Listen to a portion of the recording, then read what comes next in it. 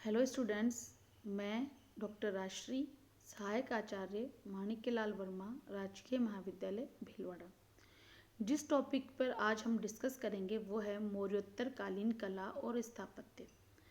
हम पिछले वीडियोस में बात कर चुके हैं कि मौर्योत्तर काल में अनेक विदेशी जातियों का भारत में आक्रमण हुआ और उन्होंने साम्राज्य स्थापित किए, जैसे शक, कुषाण आदि। इसके अलावा भारत में सातवाहनों का भी, शुंगों का भी ये कार्यकाल रहा। तो इस काल में अगर हम उस काल की कला और स्थापत्य की बात करते हैं कि उस काल में किस प्रकार कला का विकास हुआ या स्थापत्य में क्या क्या उन्नति की, तो हमें जो महत्वपूर्ण चीज़ें देखने को मिलती हैं वो तीन हैं, जैसे मूर्तियाँ, स्तूप और गुहा मंदिर। आपको पता है स्तूप जो हैं वो बुद्ध या बोधिसत्वों के अवशेषों को सुरक्षित रखने के लिए कुछ अर्धगोलाकार रचनाएं बनाई गई थी उस काल में पत्थरों से। जैसे आप सांची का स्तूप का चित्र आपने देखा ही होगा, तो इससे स्पष्ट रहता है कि ये अर्धगोलाकार रचनाएं हैं और इनमें इनको सुरक्षित रखने के लिए बनाए जाते थे और ये ऐतिहासिक दृष्टि से महत्वपूर्ण स्मारक हैं। तो हम देखते हैं कि इस काल में जो स्तूपों का निर्माण भी हुआ और जो पुराने जो स्तूप बने हुए थे पहले के, उनका जीर्णोद्धार भी करवाया गया। तो जैसे हम देखते हैं कि भरूच का जो स्तूप था उसका निर्माण तो अशोक ने करवाया था, परंतु इस काल में जो मौर्योत्तर काल में या मौर्योत्तर काल में इसमें इसका जीर्णोद्धार करवाया गया। तो शुंग काल में इसके सौंदर्य को निखारा गया। इस काल में जो शुंग काल में स्तूप तो आकार तो वही रहा, परंतु उसके चारों ओर 7 फीट ऊंची एक चार दीवारी बनाई गई और चार दीवारी को क्या कहा जाता था? परिवेष्टनी कहा जाता था। और इस परिवेष्टनी में चार तरफ तोरण द्वार भी स्थापित किए गए और इन तोरण द्वारों को और चार द्वारी को विभिन्न मूर्तियों से अलंकृत किया गया। ये महत्वपूर्ण कार्य इस काल में किया गया। अब हम देखते हैं कि ये स्तूप तो नष्ट हो गया है, परंतु इसके तोरण द्वार कोलकाता संग्रहालय में अभी भी सुरक्षित रखे गए हैं। इसके अलावा बोध गया का जो स्तूप था, इसके चारों ओर जो परिवेष्टनी थी जिसको जंगला भी कहा जाता था, उसका निर्माण भी शुंग काल में ही हुआ।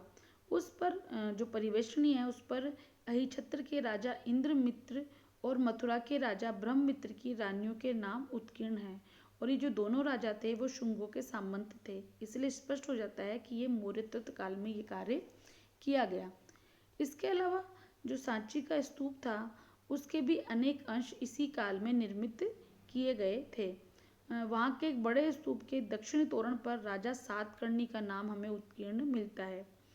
भरूच, सांची, बोध गया आदि की जो प्राचीन जो ये विशाल स्तूप हैं वो धीरे धीरे इनमें समय के साथ इनमें जीर्णोद्धार कराया गया और इसीलिए इस काल में मौर्योत्तर काल में भी ये महत्वपूर्ण उपलब्धि सिद्ध हुई।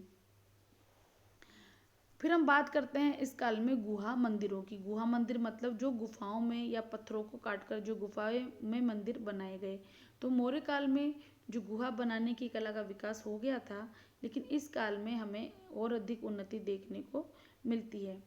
जो महत्वपूर्ण रूप से जो हमें गुहा मंदिर मिलते हैं वो महाराष्ट्र और उड़ीसा में इस काल के मिलते हैं। महाराष्ट्र में गुहा मंदिर को लेण कहा जाता था और उड़ीसा में क्या कहा जाता है? गुम्फा कहा जाता है।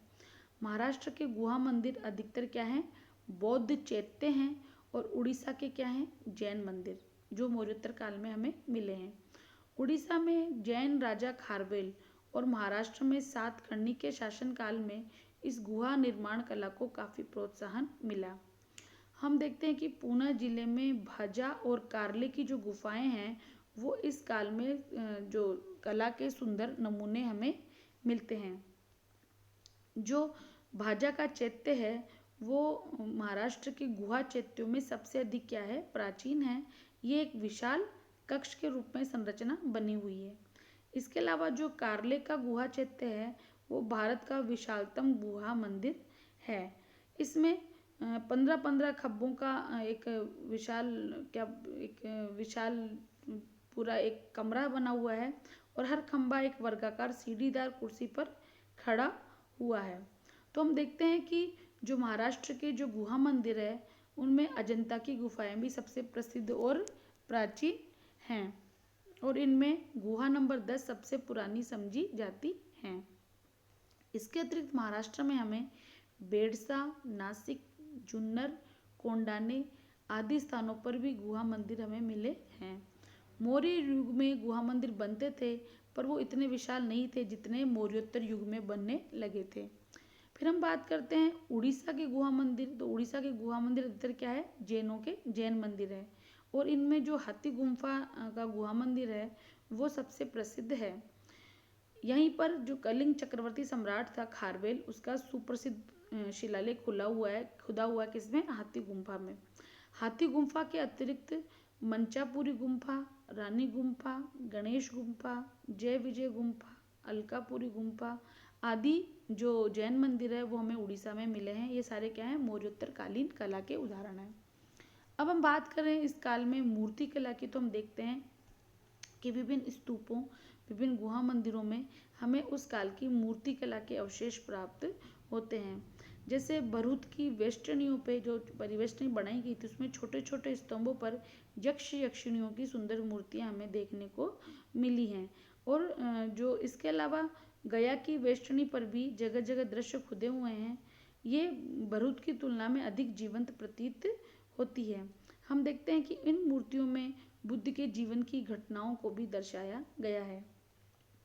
इसके अलावा यक्ष यक्षिणों की मस्ती से हंसने वाली, नगरों को आक्रमणकारियों द्वारा घेरे हुए, स्त्री पुरुष द्वारा पवित्र स्थान पर पूजा करना, हाथियों और घोड़ों के जुलूस, जंगल में हाथी का विचरण, सिंह, मयूर और अन्य जो पौराणिक पशु पक्षी हैं आदि का भी इनमें मूर्तियों का चित्रण इनमें किया गया है।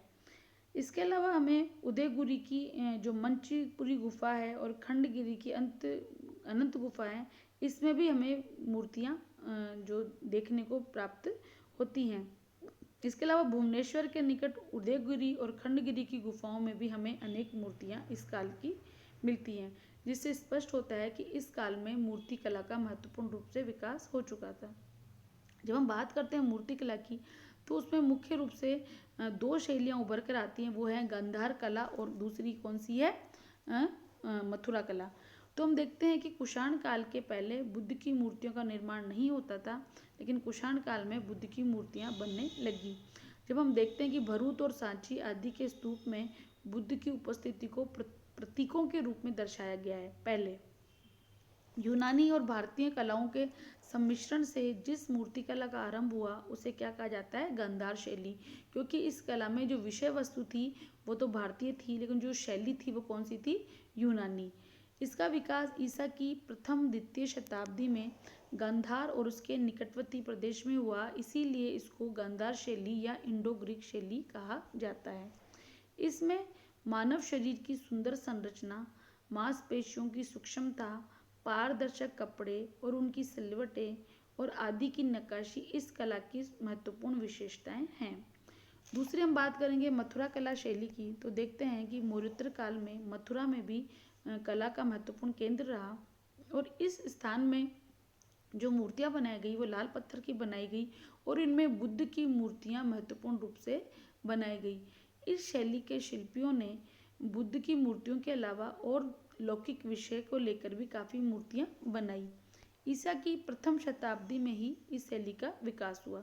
हम देखते हैं कि जो गांधार शैली और मथुरा शैली दोनों साथ साथ चल रही थी। मथुरा शैली की जो मूर्तियां हैं वो अपनी विशालता के लिए विख्यात हैं। मथुरा के संग्रहालय में कनिष्क की मूर्ति, यक्ष यक्षिणियों की मूर्ति आदि सुरक्षित हैं, और वो इस युग की कला के स्पष्ट नमूने प्रदर्शित करती हैं। हम देखते हैं कि मथुरा शैली में भाव, भावना तथा शारीरिक सौंदर्य सभी को प्रदर्शित किया गया है। अब हम बात करेंगे अमरावती शैली की। कृष्णा और गोदावरी के मुहाने पर स्थित अमरावती और गुंटूर जिले में इस शैली का विकास हुआ। अमरावती शैली सांची तथा बाद की गुप्त और पल्लव कला को जोड़ने वाली एक कड़ी है। इस शैली में कलाकारों ने कला के लिए कला के आदर्श को अपनाया, अर्थात इसमें कला अभिव्यक्ति पर ज़्यादा जोर दिया गया। स्त्री सौंदर्य, भाव, मुद्रा इस शैली में मथुरा कला से भी श्रेष्ठ हैं, और इस अमरावती शैली में वैराग्य और भक्ति को भी प्रदर्शित किया गया है। और इस शैली में मूर्तियों का निर्माण संगमरमर से किया जाता था।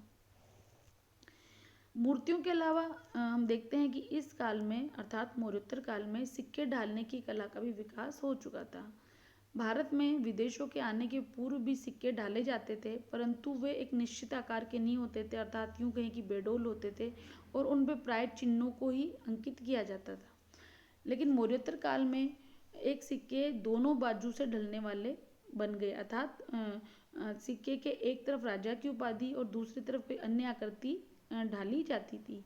इसके अलावा विदेशी प्रभाव से अब जो सिक्कों का था वो उसमें उचित आकृति और मुद्रण का विकास हुआ, अर्थात एक तरह से सुंदर सिक्के, अर्थात मतलब देखने में सुंदर और सुडौल, और इसके अलावा उन पर न केवल राजा का नाम चिन्ह ही नहीं अपितु राजा का नाम या उसकी फोटो को अंकित करने की भी कोशिश की जाने लगी थी।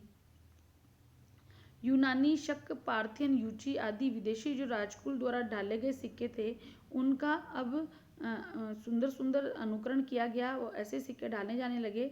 और ये जो सिक्के हैं वो इस काल के इतिहास की जानकारी के लिए भी महत्वपूर्ण स्रोत बन गए हैं या महत्वपूर्ण स्रोत उपलब्ध करवाते हैं।